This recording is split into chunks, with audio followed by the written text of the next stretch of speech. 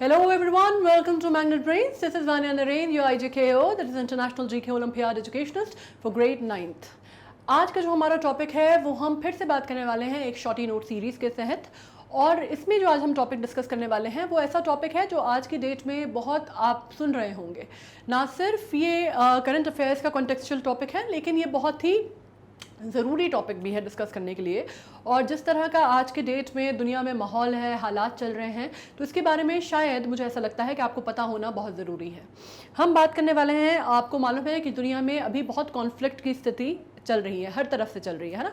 अभी जैसे कि हमको मालूम है कि इराक पे जो है वो मिसाइल्स दागी गई हैं, ईरान ने किया है वो, जो कह रहे थे कि भाई वो इजरायली सीक्रेट बेसिस थे। या फिर हम बात करते हैं रशिया यूक्रेन का कॉन्फ्लिक्ट जो चल रहा है, जो कि पिछले 15 दिन से, अब आप मान लीजिए 20 दिन से बहुत ही ज़्यादा एक्सीलेटेड है। अभी उससे पहले भी चल रहा था वो, लेकिन ये एस्केलेटेड जो है वो पिछले 20-25 दिन में बहुत ज़्यादा मामला जो है वो गंभीर हो गई है, स्थिति बहुत गंभीर हो गई है। मतलब टू एन एक्सटेंट के माना जा सकता था कि एक पॉइंट पर तो ये रहा था कि वर्ल्ड वॉर 3 की स्टार्टिंग हो सकती है अगर इसी तरह अगर ये डिवाइड बढ़ता चला गया तो। अब आज जो हम बात करने वाले हैं वो हम इस वॉरफेयर की बात नहीं कर रहे। आज की डेट में हम ये जो कॉन्फ्लिक्ट्स हैं हम इनकी बात नहीं कर रहे। आज का जो हमारा टॉपिक है, हम डिस्कशन करने वाले हैं बहुत ही मानवीय विषय पे। ठीक है, एक हम बात करने वाले हैं ह्यूमन, उसके ऊपर ह्यूमन कैपेसिटी में बात करने वाले हैं, और बात भी हम करने वाले हैं ह्यूमन कॉरिडोर्स पर। ह्यूमन कॉरिडोर्स, जब हम बात करते हैं कि जब ये लड़ाइयाँ होती हैं, जंग होती हैं, कॉन्फ्लिक्ट होती हैं, तो इसमें इंटरेस्ट आम आदमी का नहीं होता। कोई भी आम आदमी जो है वो कोई भी जंग नहीं लड़ना चाहता, चाहे कोई भी हो, किसी भी तरफ का हो। ये जंग जो होती हैं ये होती हैं सियासतों के बीच में, ये होती हैं पॉलिटिकल पावर्स के बीच में, और ये होती भी पावर की ही जंग है ना, सत्ता की जंग है, वर्चस्व की लड़ाई है ये। तो इसमें पिस्ता, लेकिन जो एक बहुत ही आयरॉनिकल बात है कि पिस्ता इसमें आम आदमी है। कोई भी बड़ा नेता आप कभी नहीं सुनेंगे कि किसी बड़े नेता की जान चली गई या किसी बड़े राजनेता को की हत्या कर दी गई, अनलेस कोई असैसिनेशन हो, वो अलग बात है कि we are not talking about assassination. लेकिन ये जो बॉम्बार्डमेंट्स होते हैं, ये जो मिसाइल दागे जाते हैं, इसमें आम आदमी की जान जाती है। इसमें कोई पॉलिटिकल लोग जो होते हैं ना, जो इन्वॉल्व हैं, जो कि ऊपर बैठे हुए हैं, जो कि राजगद्दी पे बैठे हुए हैं अपनी, जो कि इस सबको वॉरफेयर को कंट्रोल कर रहे हैं, जान उनकी नहीं जाती। ठीक है, अब इसमें आज हम जो बात करने वाले हैं वो हम ह्यूमन कॉरिडोर्स के बारे में बात करने वाले हैं, ह्यूमैनिटी के बारे में बात करने वाले हैं। जब हम छोटे थे तब जब हम न्यूज़ सुना करते थे तो न्यूज़ में क्रेडिबिलिटी होती थी। हम वो न्यूज़ सुनते थे दूरदर्शन वगैरह पे, तो उसमें क्रेडिबिलिटी होती थी। आजकल जब ये दौर आ गया है ना पूरा कमर्शियल मीडिया का, 24/7 मीडिया का, तो इसमें सबसे बड़ी बात यह हुई है कि जो एक आप कहते थे कि जो क्रेडिबिलिटी या साख होती थी मीडिया की, वो बहुत हद तक नीचे आ गई है। क्यों? क्योंकि कहीं ना कहीं अभी इनको अगर 24 घंटे न्यूज़ दिखानी है, चाहे वो आप नेशनल लेवल पे बात कर लीजिए, चाहे अंतर्राष्ट्रीय लेवल पे बात कर लीजिए, है ना, चाहे आप रॉयटर्स की बात कर लीजिए, CNN की बात कर लीजिए, BBC की बात कर लीजिए, या अपने यहाँ NDTV की बात कर लीजिए, या आज तक की बात कर लीजिए, या इंडिया TV की बात कर लीजिए, या जी न्यूज़ की बात कर लीजिए। अगर इनको भाई 24 घंटे न्यूज़ दिखानी है तो 24 घंटे जाहिर सी बात है कि कोई बहुत रीजनेबल न्यूज़ किसी दुनिया में नहीं हो रही है 24 घंटे दिखाने लायक। तो ये होता क्या है कि जिसको जहाँ पे जो फ़ायदा दिखता है, जहाँ पे जिसका कोई रुझान होता है, एक बायस जो है वो अपने आप क्रीप इन कर गया है। ठीक है, तो इस वजह से इश्यूज हो रहे हैं। आपको मालूम है दैट आप बहुत अच्छे से अगर आप घर के बड़ों से अपने डिस्कस करेंगे तो आपको मालूम होगा कि हम जो ये बड़ी बड़ी मीडिया एजेंसीज की बात कर रहे हैं, चाहे नेशनल चाहे international, you very well know कि कौन सी किस एजेंडा को सपोर्ट कर रही है, कौन सा किस विंग को सपोर्ट करती है, कौन सा किसके लिए स्पोक्स पर्सन का आज की डेट में काम कर रही है। तो आज हम बात खैर उन सब की नहीं कर रहे, ये बात हम किसी और दिन चर्चा करेंगे, बहुत गंभीर विषय है, किसी और दिन हम इसके बारे में बात करेंगे। आज हम एक बात करते हैं इंसानों के बारे में, आपके मेरे जैसे लोगों के बारे में। ठीक है, और जैसे कि आपको मैग्नेट ब्रेन्स पे पता है कि हम ये बातें क्यों करते हैं, हम ये बातें इसलिए कर रहे हैं क्योंकि IGKO का आपका एग्जाम है, हम उसकी तैयारी कर रहे हैं, वो बात है, अपनी जगह पर है। हम उसके लिए तैयारी कर रहे हैं, पढ़ाई कर रहे हैं, वो भी अपनी जगह पर है। लेकिन हमारी सोच ये है कि एक जो कंटेंट है, जो क्वालिटी कंटेंट है, वो बच्चों तक पहुंचना चाहिए। हम अगर कोई चीज़ पढ़ रहे हैं या पढ़ा रहे हैं तो कम से कम जिनको हम पढ़ा रहे हैं, हमारे जो स्टूडेंट्स हैं, जो बच्चे हैं, जो आप हैं, आपकी एक सोच बननी चाहिए, जिसको बोलते हैं ना कि एक चेतना जो है वो अगर नहीं जगाती पढ़ाई या एजुकेशन, तो किसी काम की नहीं है, वो व्यर्थ है। वही हम कोशिश करते हैं। यहाँ पे आपको 2 चैप्टर या 3 चैप्टर पढ़ने के बाद ये नहीं बोला जाएगा कि आपको हमारा पैकेज खरीदना है, आपको हमारा सब्सक्रिप्शन लेना है, आपको कुछ नहीं लेना है। आपको पूरी एजुकेशन फ्री ऑफ कॉस्ट मिलेगी, लेकिन शर्त ये है कि आपको भी उतनी ही मेहनत करनी पड़ेगी, आपको भी अपना 100% वैसे ही देना पड़ेगा और आपको भी चीज़ों को वैसे ही समझना पड़ेगा, और यही हम आपसे उम्मीद करते हैं, राइट। तो आज जैसे मैंने कहा कि अगर आप एक चीज़ को लेके चलते हैं, अगर आप अपना एक माइंडसेट बनाते हैं, अगर हम आपका ये माइंडसेट बनाने में, अगर हम आपकी की चेतना जगाने में और अगर हम आपको सोचने में अगर हम वो कर पाते हैं, हम आपको समझा पाते हैं कि आपको चीज़ों को सोचना है, आपको एक नज़रिया बनाना है दुनिया का, तो अगर हम ये करने में कामयाब होते हैं तो हमें लगेगा कि हमारी मेहनत जो है वो कामयाब हो गई, और इसी तरह आप भी एक ना एक दिन ज़रूर कामयाब होंगे, ठीक है। तो आज जैसे मैंने कहा कि हम बात करने वाले हैं एक बहुत ही मानवीय विषय के ऊपर, ह्यूमन कॉरिडोर्स के ऊपर बात करने वाले हैं हम। अब बेसिकली हम बात करते हैं कि ह्यूमन कॉरिडोर्स होते क्या हैं, है ना।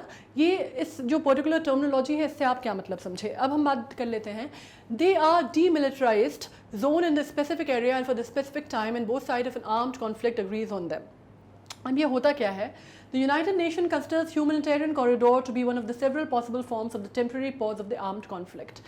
अब जब हम इसकी बात करते हैं तो हम इसको सीधे सीधे जो उसमें डेफिनेशन दी हुई है वो तो अपनी जगह पर है, हम इसको सीधे तौर पे समझने की कोशिश करते हैं। ह्यूमैनिटेरियन कॉरिडोर से हमारा मतलब होता है कि जब जो लोग वॉरफेयर में फंसे होते हैं, स्पेशली जहाँ पे अंडर सीज वाली कंडीशन होती है, ठीक है, एक दो कंट्रीज जहाँ पे वॉर हो रही हैं, जहाँ पे आपस में युद्ध चल रहा है, और उस वॉर जोन में उस युद्ध के जो क्षेत्र हैं उसमें जो सिविलियंस फंसे होते हैं, है ना, उनको जब वहाँ से निकालने की कोशिश की जाती है तो उनको ह्यूमैनिटेरियन कॉरिडोर दिया जाता है। और इसके लिए दोनों ही तरफ की जो पार्टीज हैं, दोनों ही जो एरियाज हैं, दोनों ही जो पॉलिटिकल जो स्टेट्स हैं जिनके बीच में युद्ध चल रहा है, उन दोनों को ही अग्री करना पड़ता है, ठीक है। तो इस तरह से आप कह सकते हैं कि उनको एक सेफ पैसेज दिया जाता है वॉर जोन से निकलने का सिविलियंस को। आमतौर पे आप सीधी भाषा में आप ये बात होती है, इसको हम बोलते हैं ह्यूमैनिटेरियन कॉरिडोर। अब इसमें ये भी बात की जा सकती है कि डीमिलिटराइज्ड जोन होता है ये, जो कि स्पेसिफिक एरिया में होता है, और इसका मतलब ये होता है कि उस पर्टिकुलर टाइम पीरियड में जब वो आबादी जो है, जो सिविलियन आबादी जो है, जब उसको निकाला जा रहा है या इवैक्यूएट किया जा रहा है वॉर जोन से या वॉर क्षेत्र से, तो आपको सीज फायर जैसी स्थिति थोड़ी सी बनानी पड़ती है ना। आपको थोड़ा सा ये रोकना पड़ता है कि भाई उस एरिया पे, उस जगह पे, उस स्पेसिफिक क्षेत्र पे कोई भी गोलाबारी या कोई भी हमला नहीं किया जाएगा, और आम पब्लिक जो है उसको बाहर निकाल दिया जाएगा, और जो भी कन्फ्रंटेशन है वो मिलिट्रीज के बीच में होगा कंट्री के, ये बात की जाती है, ठीक है। अगर हम यूनाइटेड नेशंस की बात करते हैं, जो कि हमको मालूम है अंतर्राष्ट्रीय बॉडी है, वो क्या करती है, वो कंसिडर करती है ह्यूमैनिटेरियन कॉरिडोर्स को कि इनमें एक तरह से ये मान के चलती है वो कि एक सेवरल फॉर्म्स, ये बहुत सारे जो तरीके होते हैं उनमें से एक सेफ तरीका है जब एक टेम्पररी पॉज किया जाता है, एक टेम्पररी तौर पे, एक क्षणिक तौर पे आप कह सकते हैं, जो भी एक टाइम पीरियड फिक्स है, उस दौरान पे वो जो लड़ाई है या आर्म्ड रिबेलियन है या आर्म्ड फोर्सेस के बीच में जो कॉन्फ्लिक्ट हो रहा है उसको रोका जाएगा, ठीक है। इसका मतलब होता है सीधे सीधे ह्यूमैनिटेरियन कॉरिडोर्स का। अब जब हम बात करते हैं कि किसके लिए होते हैं, what are these for, why are these corridors, either food and medical can be brought to areas of conflict or civilians can be evacuated, ठीक है। अब इसके जरिए क्या होता है, या तो आप एक सेफ पैसेज दे देते हैं वॉर जोन में फंसे हुए लोगों को कि भाई उनको यहाँ से निकलने का रास्ता दिया जाए, उनको यहाँ से बाहर निकाला जाए, ताकि आम जनता की, आम जनजीवन को जो हानि पहुंच रही है उसको हम कंट्रोल कर सकें, वो चीज़ ना हो, क्योंकि आम आदमी का कोई लेना देना नहीं है इस लड़ाई से, ना वो इसके लिए डिसीजन मेकर है, ना वो उसकी कोई योगदान है इसमें, तो वो प्राइस क्यों चुकाए इस कॉन्फ्लिक्ट का जो कि हो रही है पॉलिटिकल लेवल पे या हो रही है पॉलिटिकल वर्चस्व के लिए, है ना। तो ये बात सोची जाती है और इस वजह से एक उनको सेफ पैसेज दिया जाता है, या फिर अगर सेफ पैसेज नहीं दिया जा रहा तो फिर ये देखा जाता है कि कम से कम उनके खाने की व्यवस्था की जाए। अगर कोई हाथाहाथ हुआ है, वूंड हुआ है कोई, ऑब्वियसली जब वॉर जोन है तो अगर मिसाइल गिरेगी तो वो सिर्फ ऐसा नहीं है कि आर्म फोर्सेस पे गिरेगी, अगर उसके आसपास रिहायशी एरिया हैं तो वहाँ पे भी गिरेगी, तो वहाँ पे जो सिविलियंस हैं उनकी भी जान जाएगी, उनको भी हाथाहाथ होगा, उनको भी मेडिकल इमरजेंसी की ज़रूरत पड़ेगी, और कम से कम ये देखा जाए कि उनको जो मेडिकल संसाधन है वो उन तक पहुँचें, या कम से कम जो 2 वक्त का खाना है या उनको बेसिक चीज़ें जो रिक्वायर्ड हैं वो उन तक पहुँचाई जाएँ। तो वो दोनों काम जो हैं वो ह्यूमन कॉरिडोर्स के थ्रू किए जाते हैं। अब इन कॉरिडोर्स में एक और चीज़ देखी जाती है, the corridors are necessary when cities are under siege and the population is cut off from basic food supply, electricity and water. अब होता क्या है, जैसे कि आज की डेट में हम बात कर रहे हैं, हम यूक्रेन और रशिया की अगर बात करते हैं, या हम बात करते हैं तालिबान की, जब अफगानिस्तान में उसने कब्जा किया था उस टाइम की, जब हम बात करते हैं ना, जब पूरा कंट्रीज जो होती हैं, ये इजराइल की हम बात करते हैं या फ़लस्तीन की हम बात करते हैं, जब हम ये पूरा आपको दिमाग में आ रहा होगा जब ये वॉरफेयर की स्थितियां हैं, ठीक है, तो जब कंट्रीज जो होती हैं, जब स्टेट्स जो होते हैं वो अंडर सीज होते हैं, तो उस समय क्या होता है कि वहाँ की जो पॉपुलेशन है, वहाँ की जो सिविलियन पॉपुलेशन है, मासूम लोग हैं, नागरिक हैं, उनको भी बेसिक एमिनिटीज़ नहीं मिलती है ना। उनका जो सप्लाई है वो काट दिया जाता है, वो रोक दिया जाता है, ना वो कम्युनिकेट कर पाते हैं बाहर की दुनिया से, ना उनको बिजली पानी मिलता है, ना उनको खाना मिलता है, दवा दारू तो बहुत दूर की बात हो गई, वो भी नहीं मिलता उनको, है ना। बाकी अगर वो सिविलियन के ऊपर हाथाहाथ हुआ है, हमला किया गया है, तो उनको मेडिकल फैसिलिटीज़ नहीं है, उनके घर बार जो सब तहस नहस सब नष्ट हो जाते हैं वॉरफेयर में, ठीक है। तो ये इस चीज़ को कम से कम ये बोला गया है कि एक मानवता के आधार पर, मानवीय आधार पर कम से कम ये जो चीज़ है, इसके लिए हमें कोई रास्ता निकालें और आम जनजीवन जो है, जो अस्त व्यस्त हो रहा है वॉर से, चलिए आप माल हानि जो हो रही है वो तो ठीक है, लेकिन कम से कम जान की हानि नहीं होनी चाहिए, जान का नुकसान नहीं होना चाहिए, हम उसको सेफगार्ड कर लें उतना ही बहुत है, उसकी बात की जा रही है, ठीक है। In case where the catastrophe humanitarian unfold because the international law war is being violated, for example through large scale bombing of civilian targets, humanitarian corridor can provide crucial relief. अब क्या होता है, जब वॉर होती है ना, तो बहुत सारे ट्रीटीज बनती हैं, बहुत सारी बातें होती हैं, बहुत सारी बातें चलती हैं। जब हम बात करते हैं एक वॉरफेयर के नियम कायदे कानून बनाए जाते हैं, है ना। लेकिन होता क्या है कि जब हम बात करते हैं बेसिकली, जब ऑन द रियलिटी बात होती है ना, जैसे कि आपको मालूम है कि वैसे तो अगर हम बात करते हैं तो भाई हमारी सबकी बाउंड्रीज जो हैं पूरी दुनिया में वो बटी हुई हैं, बनी हुई हैं, तो आपको क्या ज़रूरत है किसी एक देश को दूसरे देश पे आक्रमण करने की, क्या ज़रूरत क्या है, जब आपके पास आपकी खुद का जुरिडिक्शन है, आपके पास आपकी खुद की एक जगह है, तो आपको कंट्री है, तो आपको दूसरी जगह पे क्यों अटैक करना है या क्यों आपको एनेक्सेशन की कोशिश करनी है ना। जैसे इंडिया में अगर हम बात करते हैं तो रैटक्लिफ लाइन है या मैकमोहन लाइन बनी हुई है, सब कुछ बना हुआ है, एलओसी बनी हुई है, लेकिन जब वॉरफेयर होता है, जब जंग का टाइम आता है, तो कौन ऐसी कंट्रीज हैं, हार्डली हम अपनी बात नहीं करते, बिकॉज इंडिया की बात छोड़ दीजिए, हम तो बहुत ही जिसको कहते हैं ना भलमन साहत में बिलीव करने वाले लोग हैं, हमने कभी किसी पे आक्रमण नहीं किया, हमने कभी इतने सालों के इतिहास में कभी किसी दूसरे देश पे जाके आक्रमण नहीं किया। लेकिन बात ये हो रही है कि बाकी कंट्रीज़ अगर हैं तो वो नहीं करती है। पाकिस्तान कितनी बार एलओसी का वो करता है, एलओसी के अंदर आके उनके घुसपैठिए आ जाते हैं। हमें अभी भी जब भी कारगिल का युद्ध हुआ था तब भी हमारे पास ये था कि आप एलओसी कंट्रोल, आप जो हमारी आर्म फोर्सेस को सीधे सीधे वो बताया गया था कि आप एलओसी क्रॉस नहीं करेंगे, है ना। लेकिन पाकिस्तान जो था वो एलओसी क्रॉस करके उसने अपने घुसपैठिए अंदर भेज दिए थे। वही चीज़ हमारे साथ चाइना में हो रही है ना। मैकमोहन लाइन है, लेकिन कितना हम तो फॉलो करते हैं, वो कितना फॉलो करते हैं। गालवान वैली में हमने अपनी हालत देखी, डोकलाम के मामले में हमने हालत देखी, बहुत सारी चीज़ें हैं। तो ये तो हम इंडिया की बात कर रहे हैं, लेकिन ये पूरी दुनिया का सच है कि जो ट्रीटीज़ बनती हैं, पेपर्स पे जो चीज़ें साइन होती हैं, कही जाती हैं, जो एक ठहराया जाता है कि भाई ये ऐसे होगा, ये ऐसे नहीं होगा, जो प्रिंसिपल्स बनाए जाते हैं वो सिर्फ ऑन पेपर्स होते हैं। जब वॉरफेयर का टाइम आता है, जब मुठभेड़ का टाइम आता है, कॉन्फ्लिक्ट का टाइम आता है, तो जैसा कि कहा गया ना, everything is fair in love and war, वो शायद ऐसी ही सिचुएशंस के लिए कहा गया है, क्योंकि तब कोई ये बात ध्यान नहीं रखता, ये बातें सिर्फ हवा की हो जाती हैं। अगर यही बातें होती, यही बातें इतनी ट्रीटीज़ का और इतनी सारी चीज़ें जो हैं, जो ये इंटरनेशनल बॉडीज़ बनी हुई हैं और इंटरनेशनल ऑर्गेनाइजेशंस बनी हुई हैं, अगर इनकी बातें इतनी ही मानी जा रही होती तो तब भी रशिया ने यूक्रेन पे, या जब हम बात करते हैं क्रीमिया पे, वो कब्जा नहीं किया होता, है ना। तो ये सब बातें कहने सुनने की होती हैं, ग्राउंड लेवल पे जब आती हैं हकीकत तो वो बहुत अलग होती है।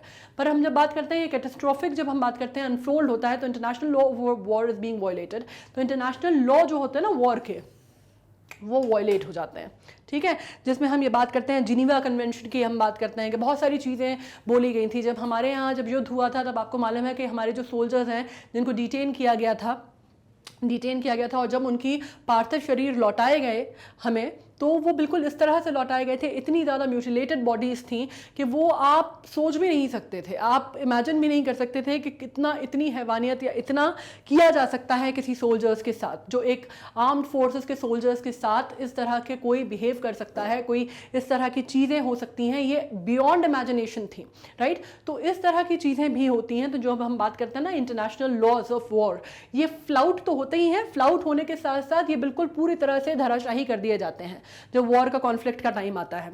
अब जब एग्जाम्पल हम करते हैं लार्ज स्केल बॉम्बिंग की, सिविलियन टारगेट्स को, humanitarian corridor can provide crucial relief, और जब ये जंग की स्थिति बनती है तब ये बिल्कुल नहीं देखा जाता कि जो मारा जा रहा है या मिसाइल्स दागे जा रहे हैं या अटैक किया जा रहा है वो ह्यूमैनिटेरियन ग्राउंड्स हैं, वो बेसिकली सिविलियन एरिया है, कि वो सिर्फ मिलिट्री बेसिस हैं।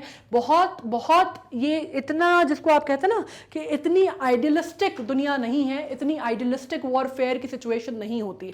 अगर इतनी आइडियल दुनिया होती तो ये नौबत ही नहीं आती, राइट। तो ये सब कुछ नहीं देखा जाता। जब जंग होती है तो बिल्कुल जो आम आदमी है, आम जनजीवन है, वो ही अस्त व्यस्त होता है, ये सच्चाई है, राइट। और अब जब बात करते हैं, लेकिन उस टाइम पे ये जो ह्यूमैनिटेरियन कॉरिडोर्स हैं, उस टाइम पे इनका रोल जो है बहुत इंपॉर्टेंट हो जाता है, क्योंकि जब बड़े बड़े ऑर्गेनाइजेशंस, बड़े बड़े लोग जो कि रसूखदार लोग हैं, जो कि सत्ता में बैठे हैं, जो कि शीर्ष पे बैठे हैं, शिखर पे बैठे हैं पूरी दुनिया के, वो जब इन चीज़ों को कंट्रोल नहीं कर पाते तो कम से कम एक बीच का रास्ता जो है, जो एक छोटी सी उम्मीद है, वो ये ह्यूमैनिटेरियन कॉरिडोर्स देते हैं कि कम से कम दो पक्ष जो हैं इस बात पे सहमत हो जाएं कि चलिए आप लड़ रहे हैं, मर रहे हैं, जो कर रहे हैं, लेकिन कम से कम एक रास्ता आप दे दीजिए जिसमें सिविलियंस, जिसमें छोटे छोटे बच्चे होंगे, बुजुर्ग होंगे, महिलाएं होंगी, पुरुष होंगे, जिनका कोई लेना देना नहीं है, उनको आप उससे बाहर निकाल सकें, उस वॉर जोन से उनको सेफली बाहर निकाला जा सके और उनको उनकी बेसिक ज़रूरतों का सामान मुहैया कराया जा सके,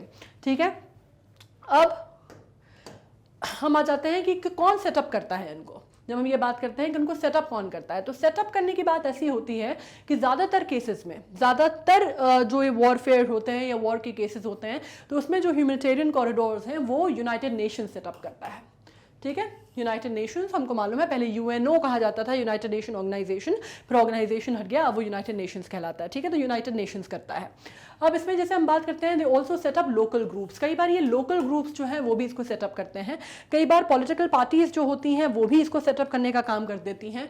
कई बार जो नॉर्मल जो इंटरनल जो ऑर्गेनाइजेशंस होती हैं वो भी इसका सेटअप का काम करती हैं। कई बार कुछ फाउंडेशंस इसका काम करती हैं सेटअप करने का। कई बार कुछ ऑर्गेनाइजेशंस जो होती हैं वो मिलकर संगठित होकर ये काम करती हैं, पर ज़्यादातर जो ये काम है वो यूनाइटेड नेशंस करता है। अब जब बात की जा रही है, since all sides needs to agree to set up the corridor, there is a risk of military और political abuse. For example, the corridor can be used to smuggle weapon and fuel into the besieged cities.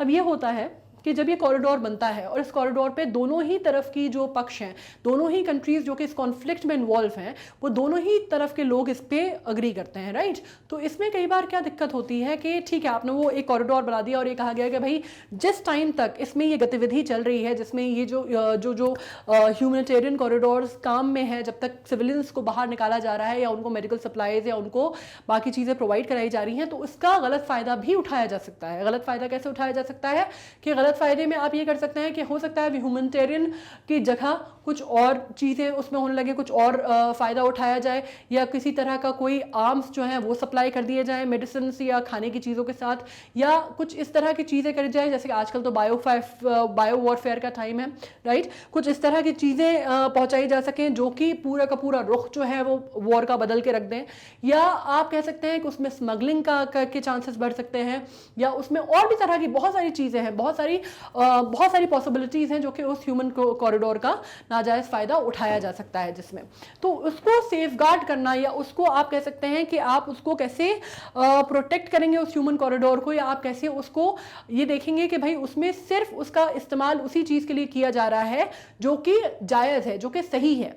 तो ये जिसको बोलते हैं ना ensure करना, ये दोनों कंट्रीज़ जो हैं वो अपने अपने जो लोग हैं उनको तैनात करती हैं, एंड दोनों कंट्रीज़ जो हैं वो इस चीज़ को देखती हैं कि जो ये ह्यूमन कॉरिडोर्स के थ्रू कोई इसका गलत फ़ायदा तो नहीं उठा रहा, या ऑपोजिट कंट्री या दुश्मन कंट्री या एनिमी कंट्री जो है इसका फ़ायदा तो नहीं ले रही, ठीक है। ये अपने लेवल पे किया जाता है। उसके अलावा on the other hand they can also be use by UN observers NGOs and journalists to gain access to contested areas where the crime are being committed। और इसके साथ इसके अलावा दूसरा पहलू ये हो सकता है कि भाई लोगों को तो निकालने का काम वहाँ से किया जा रहा है, एवैक्यूएशन का काम हो रहा है, वो ठीक है, लेकिन उसका फ़ायदा लेते हुए कुछ, जैसे कि आपको मालूम है कि रशिया में कम्युनिस्ट गवर्नमेंट है ना, तो वहाँ पे क्या है कि बहुत ज़्यादा, जैसे हमारे यहाँ जो फ्री प्रेस वाला हिसाब है, वहाँ पे उतना फ्री प्रेस नहीं है, उतना फ्री एक्सेस नहीं है। तो यहाँ पे ये हो सकता है कि भाई ये जो प्रेस वाले हैं या जर्नलिस्ट हैं या जो वॉर जर्नलिस्ट जिनको हम कहते हैं, राइट, या जिनके बारे में हम ये बातें बोलते हैं कि भाई NGOs वाले हैं, वो भी इसमें एक जगह से दूसरी जगह जा सकते हैं या इसकी रिपोर्टिंग हो सकती है। तो ये भी एक चीज़ है, तो इसको भी चेक में रखने के लिए जो कंट्रीज़ हैं वो बहुत मेहनत करती हैं कि ऐसा ना हो कि हमारे अगेंस्ट एक वर्ल्ड व्यू तैयार हो, या हमारा कोई जो ऑपोजिट कंट्री है या एनिमी कंट्री है उसका कोई जर्नलिस्ट है वो अंदर चला जाए और पूरा जो है हमारा जिसको आप बोलते हैं ना प्लानिंग जो है हमारी, या जो जिस तरह की चीज़ें हैं, जो एक्चुअल सिचुएशन है वॉर जोन की, वो रिपोर्ट कर दे दुनिया में। क्योंकि कई बार ऐसा होता है कि ये जो फैक्ट्स, जो चीज़ें निकल के हमारे पास आती हैं, ये जो वॉर रिपोर्टिंग होती है या वॉर जर्नलिज्म होता है, ये डिस्गाइज्ड वे में किया जाता है, ठीक है, ये बहुत ज़्यादा खुले तौर पे नहीं किया जाता, क्योंकि कोई भी जो स्पेशली जो अटैकिंग कंट्री है वो ये नहीं चाहेगी कि बिल्कुल जो प्योरा है, जो बिल्कुल सही सिचुएशन है वो बाहर दुनिया के सामने जाए, क्योंकि उससे उसकी छवि जो है वो ख़राब होती है, ठीक है। दूसरी बार ये भी देखी जाती है कि जो उसके जो एजेंट्स हैं, है ना, जो अंडर कवर एजेंट्स हैं, वो भी इस ह्यूमन कॉरिडोर्स के थ्रू वर्क कर सकते हैं, तो उसके लिए भी उनके लिए बहुत इंपॉर्टेंट होता है कि उस पर चेक रखा जाए।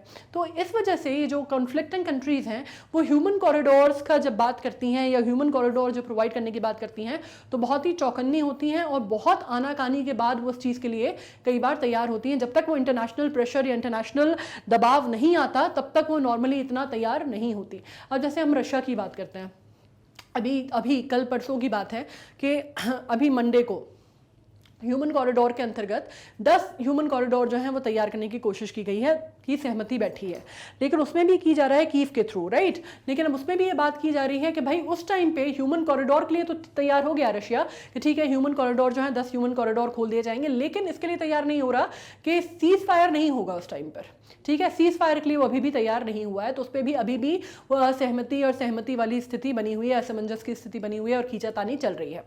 अब एक बात यह हुई कि भाई रशिया ने ये ऑफर दिया यूक्रेन को कि हम ह्यूमन कॉरिडोर खोलते हैं, लेकिन वो ह्यूमन कॉरिडोर जो होगा वो कहाँ से जाएगा, वो हमारे एरिया से होते हुए जाएगा, ठीक है, वो मॉस्को और बेलारूस से होते हुए जाएगा। तो उसके लिए यूक्रेन ने मना कर दिया।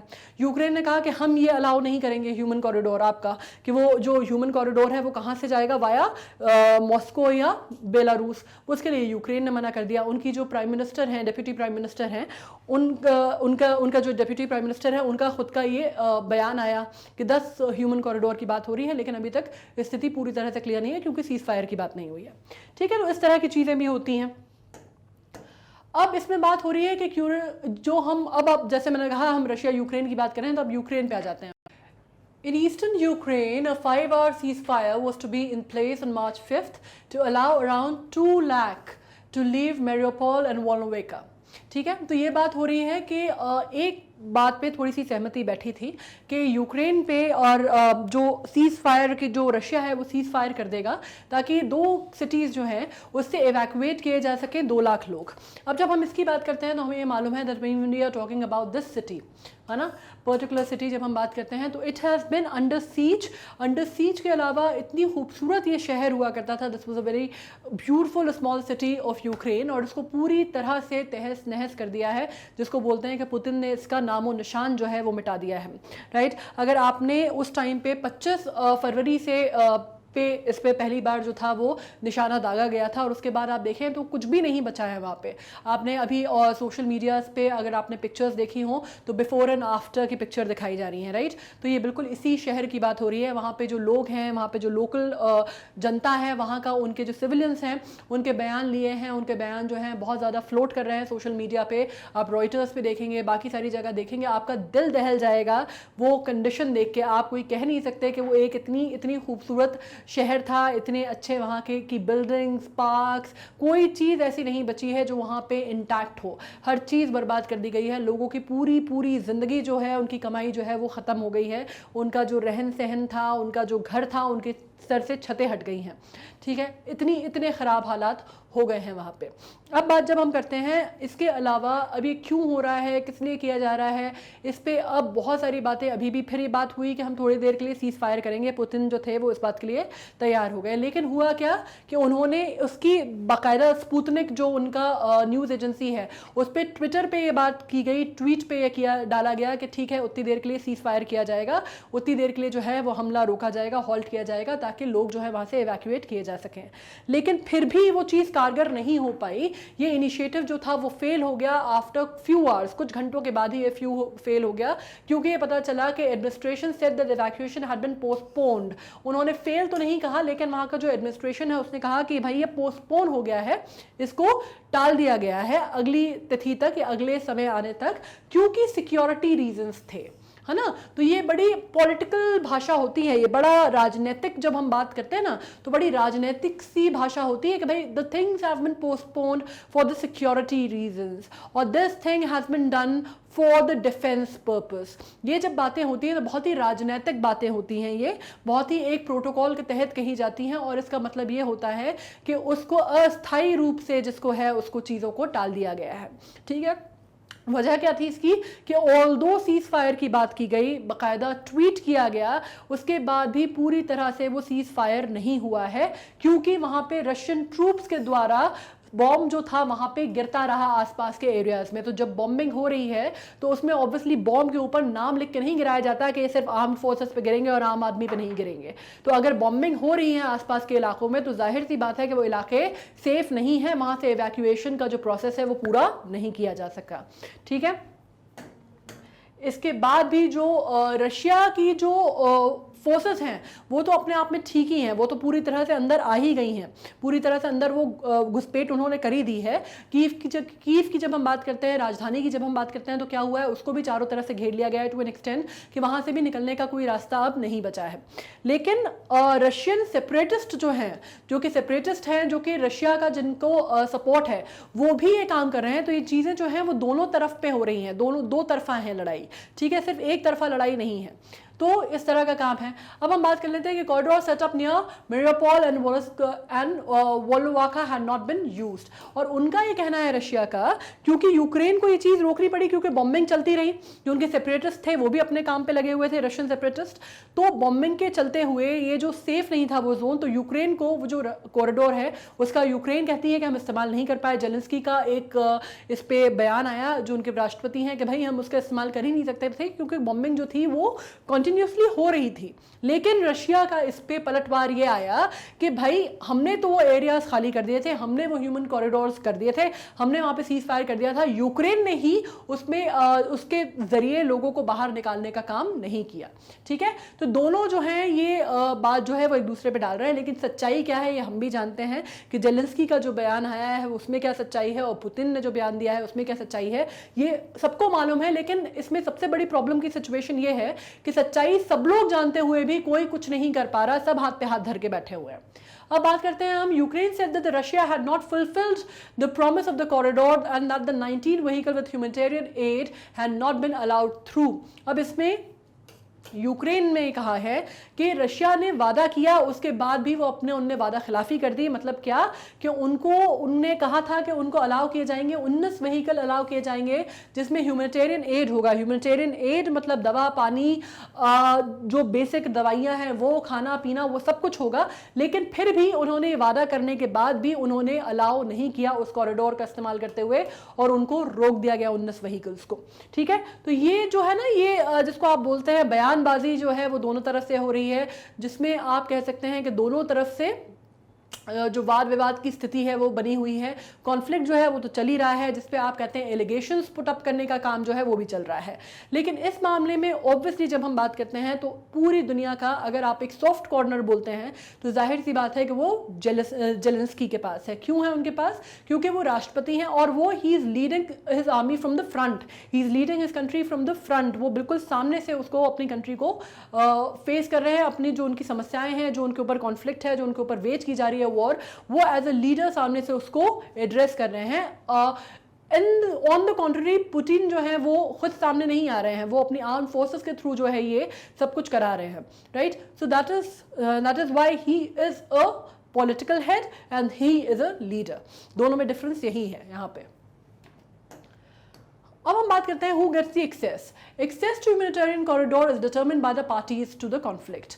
सीधी सी बात है कि जो लोग इन्वॉल्व हैं इस कॉन्फ्लिक्ट में, जो लोग दोनों तरफ से जिनके ऊपर ये आप कह सकते हैं ना बर्डन ऑफ वॉर जिनके ऊपर पड़ रहा है, वो लोग जो है जो सब्जेक्ट हैं उनको ये राइट है कि वो इस कॉरिडोर का इस्तेमाल करके बाहर निकले। इसमें हम बात कर सकते हैं ये usually limited to neutral actors, UN और aid organisation such as Red Cross. इसके अलावा बाकी सारी चीज़ें जो हैं उन लोगों को भी, आप रेड क्रॉस जैसी जो सोसाइटी हैं, अंतर्राष्ट्रीय सोसाइटीज़ हैं, उनको भी इसका एक्सेस मिलता है।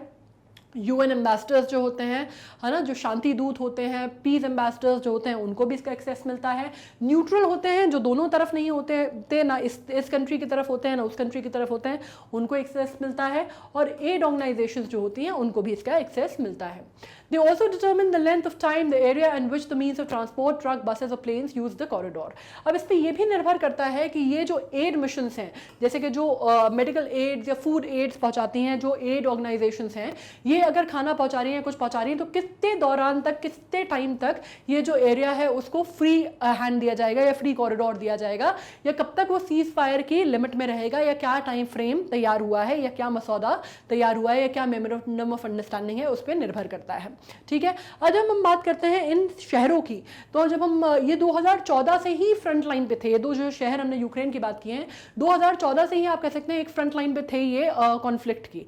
लेकिन अब जाके 2022 में बिल्कुल 25 फरवरी को तो बिल्कुल इनके ऊपर मिसाइल जो है निशाना जो है वो दाग दिया गया, और अभी तक वो सिचुएशन जो है वो टेंस और गंभीर होती जा रही है। अब इसके अलावा जब हम कीव की बात करते हैं तो कीव को उन्होंने नो फ्लाई जोन भी बोल दिया है। नो फ्लाई जोन क्यों बोल दिया है? क्योंकि ये देखा गया कि वहाँ पे भाई जो एरियल कॉन्फ्लिक्ट है वो भी स्टार्ट हो गया था। तो अब इसमें हर तरह से इश्यूज हो रहे हैं। अब रशिया क्या कर रहा है इसमें? रशिया ने एक और बात बोली कि भाई अब हम ये करेंगे कि अगर बात ये की जा रही है कि नेटो का या अमेरिकन अगर एजेंसीज अगर सपोर्ट करेंगी, या कोई भी एजेंसी जो कि यूक्रेन को सपोर्ट करेगी, वो सीधे सीधे हमसे दुश्मनी मोल ले रही है, इस तरह की आप उसने बात की कि मतलब दैट विल बी सीधे in the line of attack, है ना। तो इसमें भी एक तरह की बहुत प्रॉब्लम आई है कि इसी वजह से जो बाकी जो एजेंसीज हैं या बड़ी जो एजेंसीज हैं वो भी सीधे सीधे हाथ नहीं डाल रही हैं, जिसपे जेलेंस्की ने अपनी नाराजगी दिखाई है। उन्होंने कहा कि भाई हम इसका पैसा जो है बहुत ज़्यादा पैसा खर्च करने के बाद भी हमें एड्स जो है अगर हम देने को भी तैयार हैं तो भी हमें उतने एड्स प्रोवाइड नहीं किए जा रहे, उतना मटेरियल हमें प्रोवाइड नहीं किया जा रहा जितने की हमको ज़रूरत है। और बाकी जितनी भी कंट्रीज़ हैं, बाकी जितनी भी बड़ी ऑर्गेनाइजेशंस हैं, सब उसमें आनाकानी कर रही हैं। आनाकानी क्यों कर रही है? क्योंकि कहीं ना कहीं सबके समझ में आ रहा है कि ये अगर इस पर अगर थोड़ा भी कहीं पे ऊपर नीचे कुछ हुआ मामला तो ये बिल्कुल वर्ल्ड वॉर 3 की तरफ बढ़ सकता है। क्योंकि रशिया के पास Russia has the highest number of nuclear weapon at disposal, right. तो कोई भी कंट्री सीधे सीधे उससे भिड़ना नहीं चाहती, सीधे सीधे उससे कॉन्फ्लिक्ट में नहीं आना चाहती। ठीक है, ये प्रॉब्लम हो रही है। अब हम बात करते हैं कुछ रेयर केसेस में humanitarian corridors are only organised by one of the parties to the conflict. This happened with the American airlift after the Berlin blockade by the Soviet Union in 1948-49। अब ये बात होती है कई मामलों में, जब हम बात कर रहे हैं अभी रशिया यूक्रेन की वो तो ठीक है, लेकिन कई मामलों में ऐसा भी होता है कि एक ही पार्टी जो होती है, एक ही जो दो कंट्रीज में से एक कंट्री होती है, वो जो है वो ह्यूमन कॉरिडोर का अपनी तरफ से वो इनिशिएट करती है और अपनी तरफ से वर्क करती है। उसमें दोनों पार्टीज की सहमति की जरूरत नहीं होती। ये एक्सेप्शनल केसेस में होता है, जैसे कि हुआ था कब? ये हुआ था अमेरिकन एयरलिफ्ट जब किया था बर्लिन ब्लॉकेड के बाद सोवियत यूनियन 1948-49। ये बहुत पुरानी बात है, ये हम बात कर रहे हैं बिल्कुल पोस्ट सेकेंड वर्ल्ड वॉर के टाइम की। ठीक है, तो उस टाइम पे हुआ था। But of course this doesn't make a rule. कुछ चीज़ें कई बार हो जाती हैं पर वो रूल नहीं बनती हैं। जैसे अगर हम बात करते हैं ह्यूमैनिटेरियन कॉरिडोर की, तो आपको मालूम है अफगानिस्तान में जब ये तालिबान वगैरह वाली बात हो रही थी तो 1200 से ज़्यादा लोग इटली में आए थे, है ना। इटली में आए थे थ्रू ह्यूमन कॉरिडोर के थ्रू ही उनको इटली में लाया गया था। तो इस तरह की चीज़ें भी होती हैं। जो कंट्रीज़ होती हैं वो अपने आप आगे से इनिशिएटिव लेती हैं, आगे से ह्यूमैनिटेरियन कॉजेस पे या ह्यूमैनिटेरियन बेसिस पे इनिशिएटिव कॉल करती हैं। या जब हम बात करते हैं सीरिया की, या बात हम करते हैं पैलेस्टीन की, या हम बात करते हैं वियतनाम कॉन्फ्लिक्ट की, या हम बात करते हैं बहुत सारी, हम इतनी बड़ी दुनिया में जब बात करते हैं तो आपको मालूम है कितनी तरह के ईरान इराक वॉर की बहुत सारी चीज़ें, बहुत सारी घटनाएं ऐसी हुई हैं जब बहुत लोगों की, जो लोग जो सिविलियंस थे उनकी बहुत बड़े उसमें जान गई है ना। तो इस वजह से बड़ा इंपॉर्टेंट हो जाता है कि ह्यूमन कॉरिडोर का जो इंपॉर्टेंस है वो वहाँ से निकल के सामने आता है। अब ये बात कर लेते हैं कि कहाँ कहाँ यूज़ किया गया है। जैसे मैंने बात की, humanitarian corridor have been put in places since the mid 20th century, for example during the so called Kinder transport Kinder transport from 1938 to 39, Jewish children were evacuated to United Kingdom from the areas under Nazi control.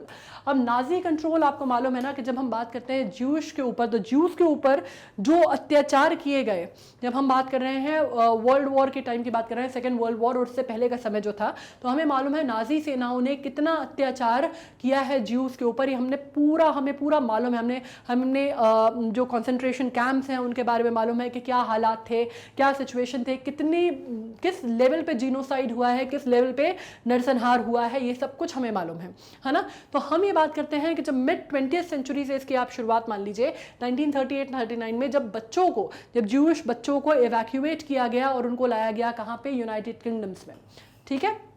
जब उनको लाया गया, आपको मालूम है Auschwitz का आपने नाम सुना होगा, जो कॉन्सेंट्रेशन कैंप्स की, या आपने आप अगर 9th स्टैंडर्ड में है तो आपने एन फ्रैंक का नाम सुना होगा, है ना, the diary of Anne Frank. एक छोटी सी 13 साल की बच्ची जिसने एक डायरी लिखी थी, जिसने अपने पूरे के पूरा उसने अपनी फैमिली, जैसे कि उसको वो कैंप में कैसे रही और किस तरह से कितने अत्याचार थे, वो बहुत ही ग्लेयरिंग, जिसको बोलते हैं ना रोंगटे खड़े कर देने वाला, उसका एक उसने पिक्चर खींच दी थी, नक्शा खींच दिया था कि कितने अत्याचार किए गए हैं, किस तरह की चीज़ें हुई हैं।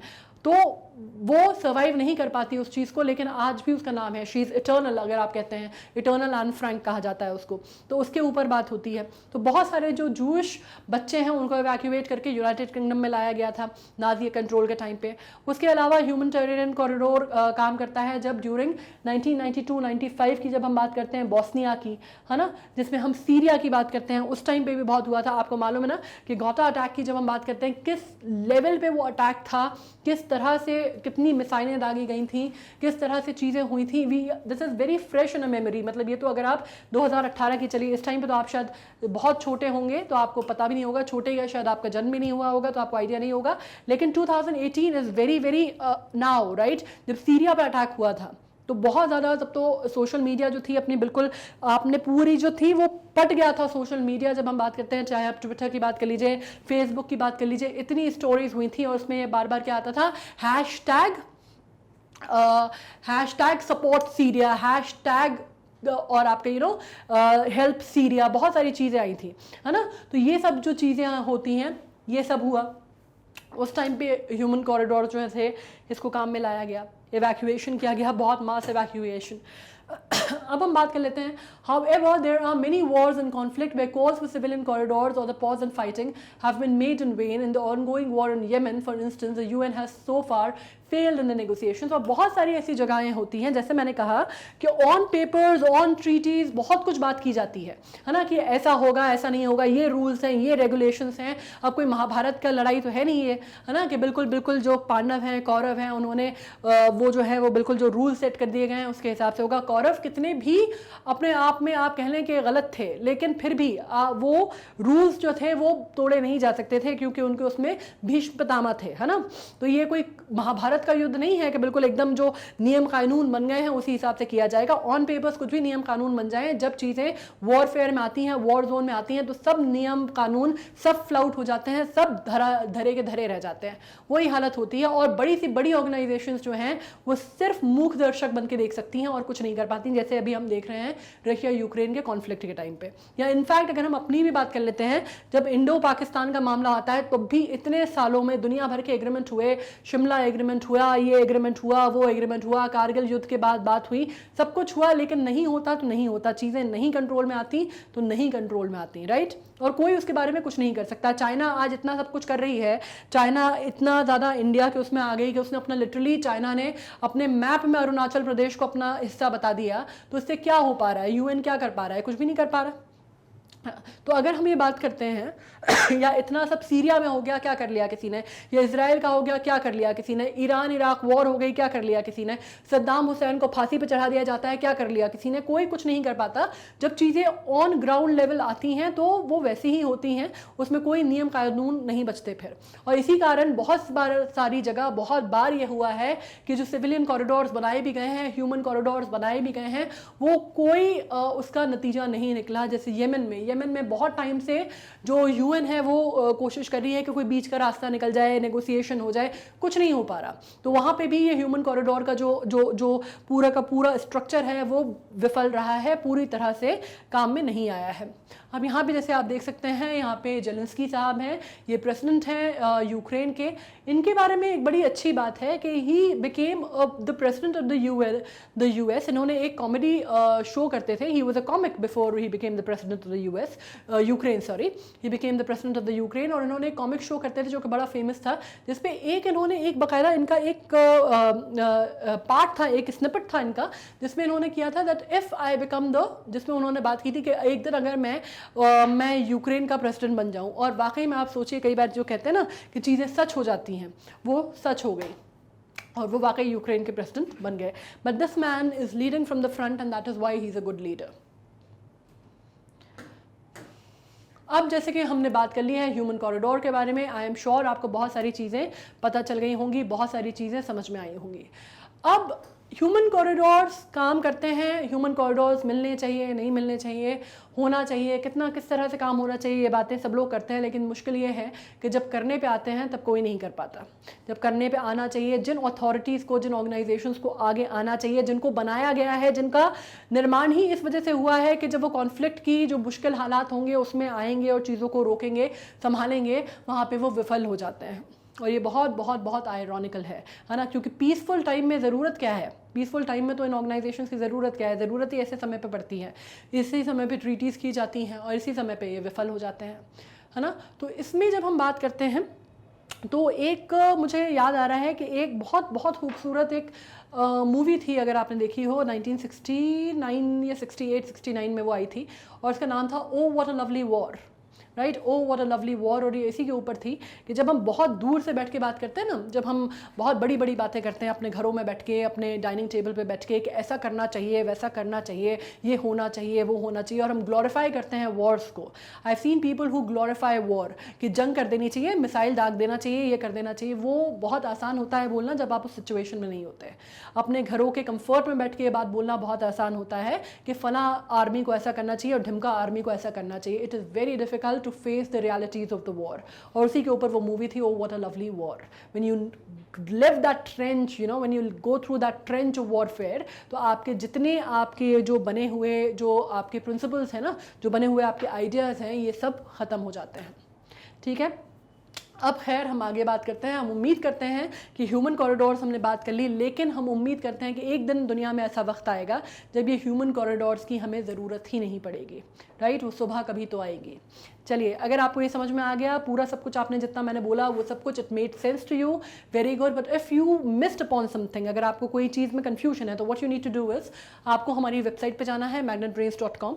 आप इस पर लॉगिन करेंगे। आपको मालूम है दैट हमारे यहाँ KG1 से लेके क्लास 12 से लेके NTSC से लेके ओलंपियाड से लेके वी कवर एवरीथिंग, है ना। तो आपको एक्सप्लोर करना है टॉप कोर्सेज का ऑप्शन। आप इसमें जाएंगे, आप ओलंपियाड खोलेंगे, इस तरह का एक पेज ओपन होगा जिसमें इंग्लिश, मैथ, साइंस, GK सब कुछ आएगा ओलंपियाड में, right. So what you need to see, आपको जो भी देखना है, आप वॉच नाउ पे जाएंगे, आप ओपन करेंगे वॉच नाउ, एंड इस तरह का पेज ओपन होगा, राइट। तो इसमें जो भी हमारे डेटा है, जो भी हमारे वीडियोस जाते हैं, वो सीक्वेंशियल ऑर्डर में अरेंज है। आपको परेशान नहीं होना है, आपको ढूंढने की ज़रूरत नहीं है उनको। आप इसको सिर्फ स्क्रॉल करेंगे, जो भी आप देखना चाहते हैं वो आपको मिल जाएगा। यू विल ओपन दैट, और इस तरह का पेज ओपन होगा। ठीक है, अब आपको इसमें जो भी समझना है, आप जानना चाहते हैं, जो भी करना चाहते हैं, आप इसको देखिए। अगर आप ज़्यादा देखना चाहते हैं, you can go for more videos.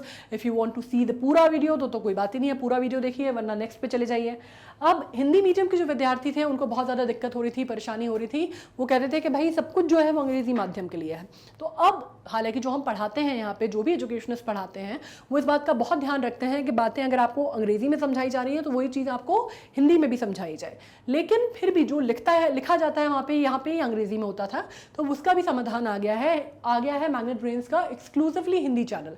तो जो भी उसमें पढ़ाया जाएगा, सिखाया जाएगा, लिखा जाएगा, वो सब कुछ हिंदी में होगा। तो वो भी अब प्रॉब्लम आपको बिल्कुल नहीं आने वाली है, ठीक है। हमारा जब मैं बात करती हूँ कि हमारा जो डेली स्केड्यूल है वो कैसा होगा, वो तो आपको मालूम ही है। मंडे, ट्यूसडे, वेडनेसडे, हफ्ते के शुरुआती 3 दिन, सोमवार, मंगलवार, बुधवार हमारे वीडियोस आते हैं। सुबह 10 बजे आते हैं। 10 बजे से कौन सा चालू हो जाता है?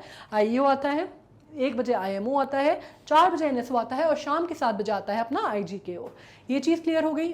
अब जब हम बात करते हैं यूट्यूब की, यूट्यूब भी आपको बिल्कुल क्लियर है कि बिल्कुल जैसे हमारे वेबसाइट पे होता है वैसे ही हमारा चैनल यहाँ पे भी आपको सब कुछ सीक्वेंस में अरेंज मिलेगा। आपको बिल्कुल कोई परेशान होने की ज़रूरत नहीं है। आपको जो पढ़ना आप चाहते हैं वो आपको सीक्वेंशियल ऑर्डर में मिल जाएगा। आपको ये करना है कि अगर आपको लगता है that this is a quality content और दूसरे जो स्टूडेंट्स हैं उनको इससे फ़ायदा होगा, तो all you need to do is you need to like, share and subscribe this is it.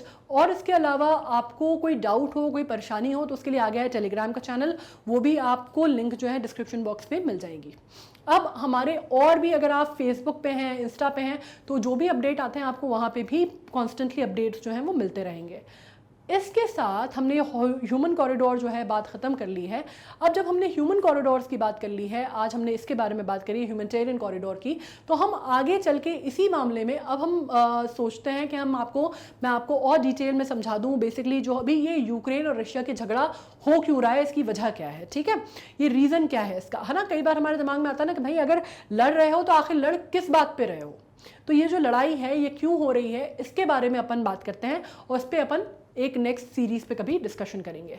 पर जब तक अपन नहीं करते तब तक आई होप ये चीज़ आपको क्लियर है। आप इसको वीडियो को देखिए and by then I hope that you stay healthy, you stay safe and you study very well. Thank you so much.